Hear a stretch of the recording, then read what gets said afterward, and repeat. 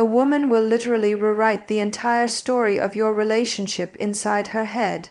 She'll rehearse the breakup speech, mourn you, and mentally move on. All because you failed to do something she desperately wanted, but refused to ask for. And the worst part, you'll have absolutely no clue it even happened until right now, because I'm about to tell you everything. Let me start with a confession. I almost didn't make this video, and not because the topic is uncomfortable. Trust me, I have zero shame, but because what I'm about to share breaks an unwritten code that women have been silently protecting for generations. Researchers at the University of Texas conducted a multi-year study on communication gaps in romantic relationships, and they found something that should genuinely alarm every man watching this.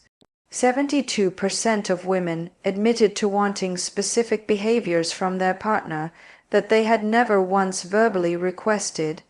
Not because they forgot, not because it wasn't important, because they believed that having to ask would strip the behavior of its meaning entirely. She would rather go without the thing she wants than have to explain it to you. That's not stubbornness. That's not a flaw, that's wiring. And if you don't understand that wiring, you will keep losing women who are completely in love with you, and you'll never understand why they left.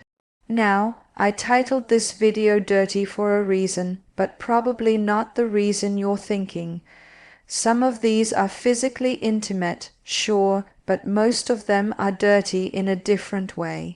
They're the thoughts she buries because society told her wanting them makes her too much, too needy, too traditional, too intense. So she shoves them into a mental vault, locks it, swallows the key, and prays that somehow you just figure it out. Well, today is the day you figure it out. And I'll warn you, number 3 on this list is the one that breaks most relationships silently, invisibly, without a single argument. It just erodes things until one day she's gone, and you're holding your phone wondering when everything changed. So pay attention when we get there. Here we go. Number 7, interrupt her overthinking with physical certainty. Every woman has a version of this moment. She's spiraling. Maybe it's about work. Maybe it's about something her mother said. Maybe it's about a comment her friend made 3 days ago that she's been mentally dissecting with forensic precision. Her brain is running 17 tabs, and none of them are loading properly. What most men do in this situation is try to fix it. They start troubleshooting. Well, have you tried talking to your boss? Maybe just don't respond to her text. And from a logical standpoint, that makes perfect sense. Problem identified, solution offered, case closed. But here's what she actually wants, and what she will chew her own off before requesting. She wants you to walk over without saying a single word. Take her face in both hands and kiss her forehead, or pull her against your chest and just hold there. No advice, no commentary, just your physical presence communicating something that words consistently fail to deliver. I'm here, I'm solid. You can fall apart for a second because I'm not going anywhere. Neuroscientist Dr. Tiffany Field, who founded the Touch Research Institute at the University of Miami, has published over 100 studies proving that physical touch reduces cortisol levels by up to 31% within minutes. But here's what the data doesn't capture: the snort's emotional weight of unsolicited touch from someone you trust. That's not just stress relief. That's safety made physical. She snorts, won't ask for this, because asking for comfort feels like admitting weakness. Most women have been conditioned to handle everything themselves. Requesting to be held feels like filing a formal complaint against her own independence. So She spirals alone and quietly resents that you didn't notice. You don't need to read her mind, you need to read her shoulders. If they're tense, if she's gone quiet, if she's scrolling her phone but clearly not absorbing anything, that's your signal. Don't ask what's wrong. Just close the distance and be the interruption her nervous system is begging for. Number 6, say her name during intimate moments and not just those moments. There is something neurologically electric about hearing your own name spoken by someone you're attracted to.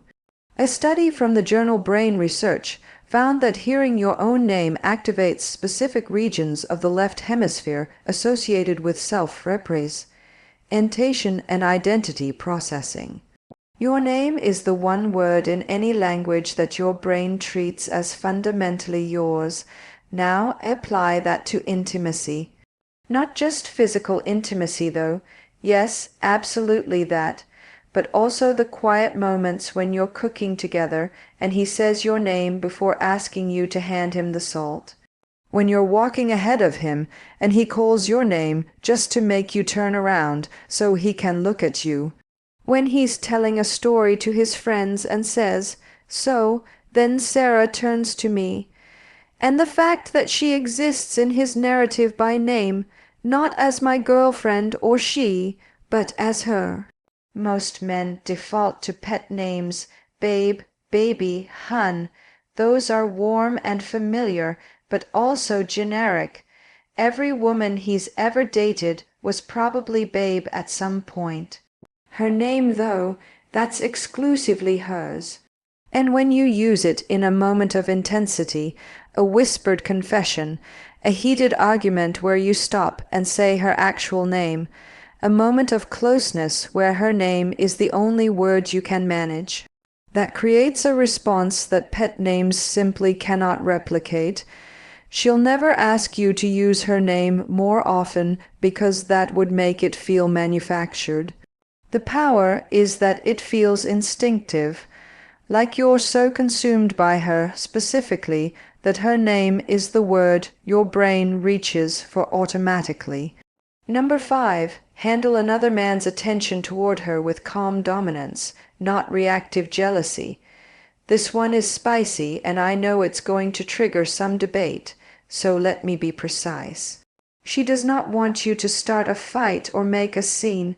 That's not attractive, that's a liability, but she also doesn't want you to be completely unbothered.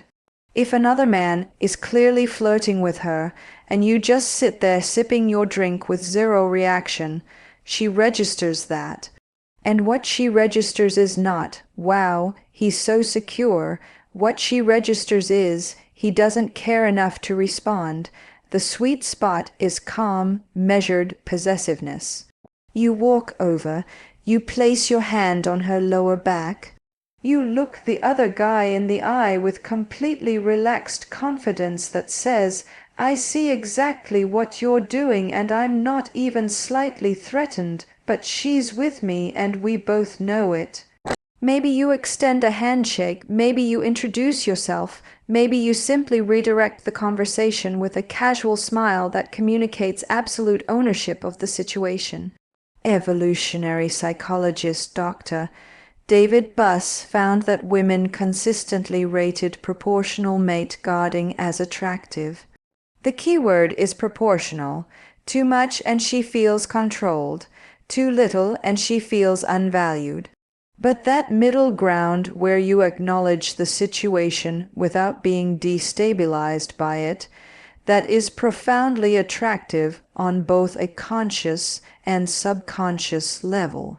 The dirty part, she might even enjoy the moment a little, not because she wants to make you jealous, but because your response tells her everything about your confidence, your investment, and your willingness to claim her without caging her. That distinction, claiming versus caging, is where most guys get it catastrophically wrong. Number 4, take something off her plate without announcing it. This is the silent killer of female attraction, and almost nobody is talking about it. The American Psychological Association's 2023 Stress in America survey found that women reported significantly higher levels of chronic stress than men across every measured category. Work, family, household management, emotional labor, logistics, scheduling. She is running an invisible project management system in her head at all times, and most of it goes completely unnoticed. She wants you to identify one thing on her mental checklist without her having to delegate it, and just handle it quietly, completely, without expecting a parade. The car needs an oil change. It's done. She mentioned the kitchen faucet. It is dripping, fixed by the time she gets home. She's been stressing about groceries. The fridge is stocked, not because she asked, because you paid attention and acted. Researcher Eve Rodsky calls this cognitive labor in her book Fair Play. Her research shows that in most heterosexual relationships, women carry roughly 70% of this invisible workload. And the exhaustion isn't from the tasks themselves, it's from being the only person who remembers that the tasks exist. When a man proactively handles something without being told, it creates a wave of relief and attraction that is almost embarrassingly powerful. She feels genuinely cared for, not because the task was hard, because the noticing was rare. She'll never ask you to do this because asking you to take something off her plate is ironically another thing on her plate. The moment she has to identify the task, explain it, and follow up on whether you did it, she's done more work than if she'd handled it herself. The magic is in the initiative. The magic is in her coming home and realizing something is already done, and she didn't have to think about it for even 1 second. Men who master Clear's throat, this become addictive, because in a world where she has to manage everything, the man who manages something for her becomes the only place she can actually rest. Number 3, this is the relationship killer I warned you about. She wants you to pursue her after you already have her.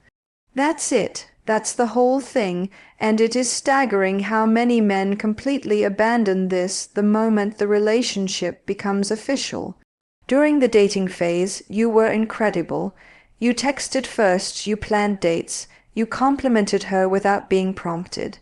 Every interaction felt like you were actively choosing her, like being with her was a privilege you didn't take for granted. Then you got comfortable, and comfort is wonderful, but somewhere between comfort and complacency, you stopped doing the things that made her fall for you. Not because you stopped caring, because you assumed the work was done. Dr.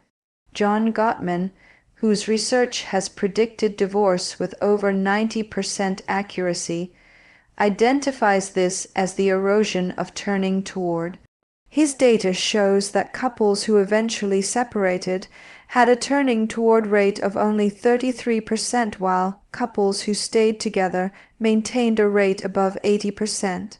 She doesn't need grand romantic gestures every week.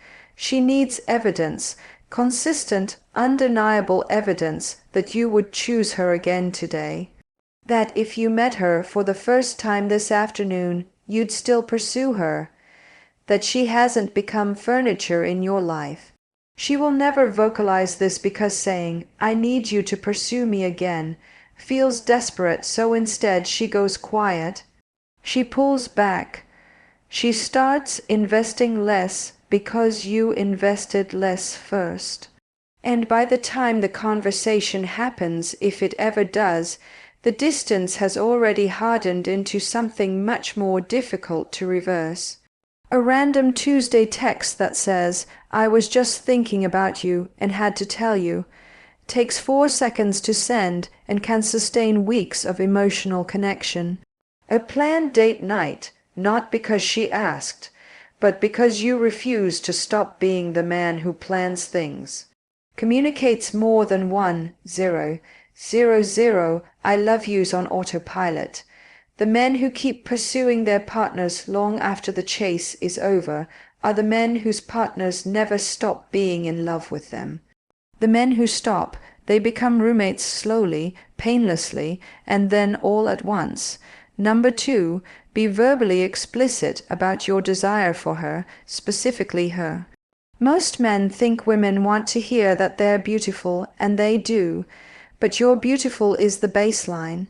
It's the equivalent of tipping 15%, expected, snorts, and it doesn't leave an impression. What she actually wants, what makes her replay your words at 2:00 a.m. in the morning is specificity, not your beautiful, but the way you tilt your head when you're thinking about something serious makes it physically difficult for me to concentrate. Not, I'm attracted to you, but I watched you walk across the room at that party, and I forgot I was mid-conversation with someone. Not, you look good, but that thing you did with your hair today, I've been distracted since this morning. And it's becoming a problem. The dirty element here is intensity. She wants to feel like your attraction to her is slightly unmanageable. Not in a threatening way, in a way that communicates, you have disrupted my ability to function normally, and I am not even a little bit sorry about it. That raw, almost confessional quality, where you're not delivering a compliment, but admitting to a condition, that's what makes women feel genuinely desired. She'll never ask for this because you can't request obsession. It has to come from authentic overwhelm. And the beautiful thing is, if you actually feel it, all you have to do is stop censoring yourself. The thoughts are already there. You're just not saying them out loud. Start saying them out loud. Number 1, physically move her. I saved this for last because it's the one that makes women lose their composure fastest, and it's the one men are most hesitant to do.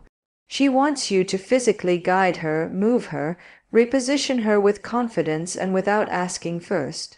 Hand on her waist, steering her to the other side of the sidewalk so she's not walking next to traffic. Fingers lace through hers, pulling her in a different direction because you spotted something you want to show her. Palm against her lower back, guiding her through a doorway, hand on her thigh,